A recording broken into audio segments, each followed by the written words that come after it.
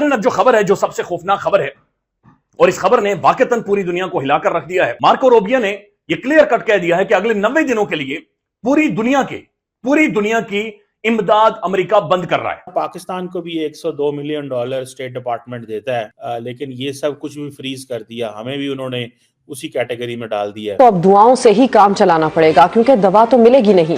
रावलपिंडी में मुख्तलिफ बीमारियों की दवाएं नापैद होना शुरू हो गई हैं। रोजमर्रा इस्तेमाल होने वाले मेडिकल आलात भी पहुंच से दूर हो चुके हैं। हमारे साथ उतना वैसे ही सलूक किया गया है, यूक्रेन के साथ किया गया। हजारों अरब डॉलर की जो पाइपलाइन की इमदाद जो थी, वो भी जो थी उसके अंदर मौजूद थी, वो रोक दी गई है। जितना नुकसान पाकिस्तान को डोनाल्ड ट्रंप ने दिया है 2017 से लेकर 2021 तक, आपकी सोच में नहीं होगा। आज का अमेरिका जो है इंडियनाइज्ड अमेरिका है। इंडियनाइज्ड जी, इजराइलाइज्ड नहीं है, इंडियनाइज्ड है।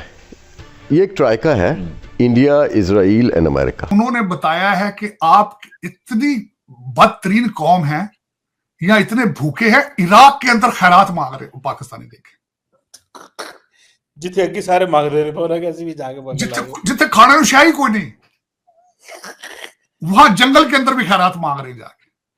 मैं बड़ा शर्मिंदा, खुदा की कसम शर्मिंदा। दोस्तों, डोनाल्ड ट्रंप के आने से पहले पाकिस्तानी रो रहे थे कि डोनाल्ड ट्रंप ने पिछले टर्म में पाकिस्तान का बहुत नुकसान किया है, इस बार भी अब डोनाल्ड ट्रंप आ गया है तो कुछ ज्यादा नुकसान न कर दे। पाकिस्तानी यही सोच रहे थे कि डोनाल्ड ट्रंप ने उनको पहला झटका दे दिया है। पाकिस्तान को अमेरिका की तरफ से तकरीबन 160 से 200 मिलियन डॉलर की हर साल एड दी जाती, यानी कि फ्री का पैसा पाकिस्तान को बांटा जाता था अमेरिका के द्वारा। लेकिन डोनाल्ड ट्रंप ने आते ही दुनिया की सारी फॉरेन एड जो US डॉलर से की जाती है, अमेरिका से की जाती है, वो सारी की सारी बंद कर दी है। और इसमें पाकिस्तान के साथ साथ बांग्लादेश भी शामिल है। बांग्लादेश को भी United States of America millions of dollars annually aid देता है। लेकिन जब से अमेरिका का समर्थन करते हुए बांग्लादेश ने जिस तरीके से तख्ता पलट किया है, उसके बाद से ये फॉरेन एड बढ़ गई थी और इस क्रॉस फायर में साथ में शामिल हो गया इस बार पाकिस्तान भी। पाकिस्तान को उम्मीद थी कि क्योंकि डोनाल्ड ट्रंप और इमरान खान के अच्छे संबंधों की बात मीडिया में काफी होती है, यानी अमेरिका जो पूरी दुनिया को पैसे देता था, पूरी दुनिया, और ये बात समझे कि बहुत सारे ममालिक अमेरिकन इमदाद के ऊपर चलते, हम बहुत सारे हवालों से अमेरिकी इमदाद के ऊपर डिपेंडेंट है। तो डोनाल्ड ट्रंप और मार्को रूबियो ने जो अहकाम जारी किए, ये टॉप से उन्होंने कहा ऑर्डर आया है, ये एक एग्जीक्यूटिव ऑर्डर है और इसके अंदर ये क्लियर अहकाम या क्लियर हुक्मनामा है कि पूरी दुनिया की अमेरिका मुकम्मल तौर पर इमदाद बंद कर दी, इमदाद ठप कर दी। यानी अमेरिका जो पूरी दुनिया को पैसे देता था, अमेरिकी इदारे जो पैसे देते थे, उन्होंने कहा एक धमड़ी, एक रुपया, एक धेला आपने किसी भी मुल्क को नहीं देना। पूरी दुनिया की उसने ब्लैंकेट उसने इमदाद बंद कर दी। अब पूरी दुनिया तो शायद कहीं ना कहीं किसी ना किसी चीज के ऊपर डिपेंड और चीजों पर कर रही हो, किसी की कोई एक्सपोर्ट बहुत ज्यादा होंगी, किसी के पास जो नेचुरल रिजर्वायर्स हैं वो बहुत ज्यादा होंगे, बहुत सारे हवालों से। हमारे पास कुछ नहीं है, हमारे पास लिटरली कुछ नहीं है। हम लोग वल्नरेबल हैं और हम अमेरिकन इमदाद के ऊपर डिपेंड करते हैं बहुत सारे हवालों से। और हमारी जो 76-77 साल तारीख है, सबसे ज्यादा हमें मिलिट्री एड के मद में अमेरिका ने पैसे दिए हैं और बहुत बड़े पैसे, यानी छोटी मोटी अमाउंट नहीं बनती, ये बिलियंस ऑफ डॉलर्स हैं, ये खरबों रुपए हैं, खरबों रुपए जो अमेरिका देता है। फिर हमारे पाकिस्तान के अंदर बहुत सारी एनजीओज हैं जिन्हें अमेरिका पैसे देता, बहुत सारे इदारे, बहुत सारी शख्सियात हैं जिन्हें अमेरिका पैसे देता है। लेकिन मार्को रूबियो ने ये क्लियर कट अहकाम जारी कर दिए कि अगले 90 दिनों के लिए किसी भी मुल्क एक रुपया, एक धमड़ी, वो कह रहे हैं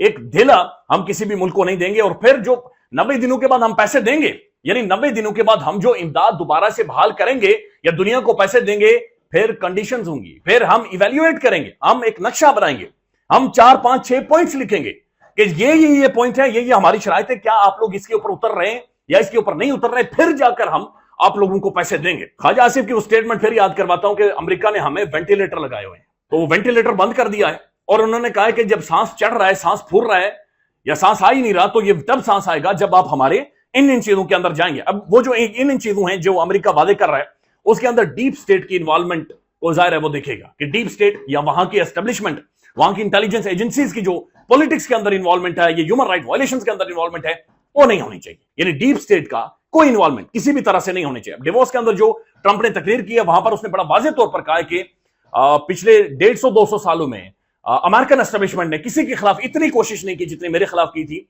लेकिन जनाब ये मेरे खिलाफ कुछ नहीं कर सके। और उन्होंने कहा मैं तारीखी मैंडेट लेकर आया हुआ हूं, और उसके बाद उसने ठीक ठाक आंखें दिखाई। मैं सिर्फ चारों के टोटा आप सुने क्लिप का जो बैनुल अक़वामी मीडिया इसे रिपोर्ट कर रहा है, क्योंकि पूरी दुनिया हैरान है, पूरी दुनिया के पैसे इन्होंने बंद कर दिए हैं, इजराइल के अलावा और इजिप्ट के अलावा। लेकिन इसके ऊपर पूरी, यानी ये सोचा नहीं गया था कि एकदम से आप पूरी दुनिया की इमदाद, क्योंकि ये जाहिर है इसी इमदाद के ऊपर दुनिया चलती है। जो थर्ड वर्ल्ड कंट्रीज है हमारे जैसी, अमेरिकन इमदाद के ऊपर ये चलती है। यानी हमें अमेरिका इमदाद ना दे तो हम एक स्टेप, यानी हम अपने, आप जानते हैं बहुत सारी चीजों के हवाले से बिल्कुल फारिग हो जाएंगे। मैं कई दफा सोचता रहता हूं यार कि देखें फलां मुल्क ने ये बना लिया, फलां मुल्क ने ये बना लिया। आपने सिर्फ 23 करोड़ लोगों को बेवकूफ बनाया, इसके अलावा कुछ नहीं। आपने और कुछ भी नहीं बनाया। तो दो चीजें भारत के हवाले से जो बात करनी थी कि यहां पे अब बातें हो रही हैं कि क्वाड की मीटिंग के अंदर डोनाल्ड ट्रंप सब जाएंगे भारत। अच्छा, ट्रंप जा रहे हैं? जाएंगे बिल्कुल। और दूसरा जो बड़ी बात यह है कि उनका 26 जनवरी को जो उनका आ रहा है कॉन्स्टिट्यूशन डे, वो तो आज है सर। हाँ, उसमें इंडोनेशिया के इस दफा जो सदर हैं वो उनके वो आज है, सुबह है, सुबह। वो चीफ गेस्ट है। इंडोनेशिया की आर्मी जो है वो इंडियन आर्मी के साथ वहां परेड करेगी। और जब वे बातें हो रही थी तो मुझे उस वक्त हिस्टोरिकली पता चला कि इंडोनेशिया को सबसे पहले उनको तस्लीम करने वाला कंट्री भी भारत था। और दूसरा, चीमा साहब जो उनके सदर सुहार्थो थे, उनके बड़े स्ट्रॉन्ग रिलेशनशिप थे नेहरू साहब के साथ और इंडिया के साथ। और जब मैं इस दौरे के बारे में जब देख रहा था कि मैं बड़ा एक बात में बहुत खुश हुआ हूं कि चीमा साहब, दुनिया के अंदर सबसे ज्यादा मुस्लिम पॉपुलेशन है इंडोनेशिया के अंदर, लेकिन वो सेकुलर कितने हैं। वहां पे हिंदुओं के मंदिरों की हालत देखें और किस तरीके से वो एक दूसरे के साथ प्यार मोहब्बत से रहते हैं, वो जरा उसको बेमिसाल। ये सिर्फ इस वक्त अगर देखा जाए तो पता नहीं, ये मुर्शिदों का कारोबार सिर्फ हमारे कंट्री में ही है और किसी कंट्री के अंदर नहीं। ये बाबे, ए मुंडिया वाले बाबे ते ये सारा कोई वारदात इत्थे ही हो रही है। दूसरी दुनिया पता नहीं प्यार मोहब्बत से रह रही है। और मेरा जो जिंदगी का तजर्बा है वो ये है चीमा साहब कि दुनिया का हर मजहब ये कहता है कि अगर खुदा तक पहुंचना है तो उसके बंदों के जरिए पहुंचो, उसके बंदों से प्यार करो तो खुदा तक पहुंच जाओगे। लेकिन पता नहीं ये हमारा मैसेज है क्यों नहीं जा रहा है इसके अंदर, पता नहीं।